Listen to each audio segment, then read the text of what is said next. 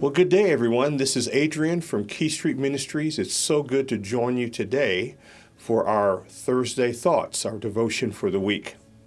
And we're going to be sharing the next couple of weeks on an idea that I received from a class from one of our Wednesday night classes when a young lady named Maddie came to our class and taught about the sleeping heart and about waking up out of sleep and doing things for God. So we're calling this series Wake Up, and we're in Ephesians chapter 5, and we're going to be reading verses 14 and 15 right now.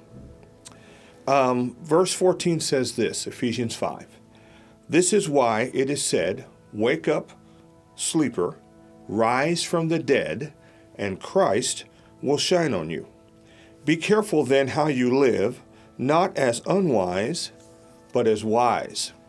And some theologians believe that Paul based that passage from Isaiah chapter 60, verse 1, that says, arise, shine, for your light is come, and the glory of the Lord has risen upon you. There's three thoughts I want to share with you. One, we need to wake up. Two, we need to get up. And then three, we need to light up. Wake up, get up, light up. Now, Paul in Ephesians is talking to a church that he established on one of his missionary journeys. Ephesians can kind of be divided in two ways. The first way would be doctrine, the first three chapters, and then the last three chapters of Ephesians would be practice. How do you take that doctrine and make it practical to your life? As a matter of fact, in this Ephesians 5, later on, he's going to start talking about relationships in the family. He's going to talk about how a husband should treat a wife, how a wife should treat a husband, how parents should treat children, how children should treat their parents. All of that is important. Not only should we understand the importance of God's word, but living out God's word every single day. So, Paul in Ephesians 5 is saying this. He's making some comparisons. Real quick, he's talking about the difference between darkness and light, the difference between sleeping and being awake, the difference between staying down, being inactive, or rising up and doing something. As Christians, we are called to wake up. We are called to get up, be active, do something about it. And we're called to light up. We're supposed to be the light of the world as Jesus Christ is the light in us. Now, he talks about in Ephesians chapter 5, the beginning of the passage, talks about those things of darkness and those things that cause us to sleep.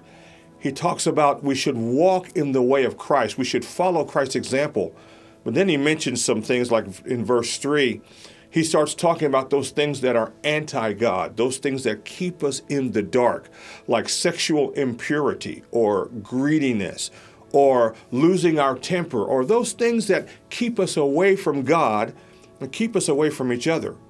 And then he says those things keep us sleepy. Those things cause us to fall into a mediocrity. They cause us to not get close to God or close to each other. So by verse 8, he's saying we should not be doing those things. He's saying we should be walking as children of light, and we need to live in the light.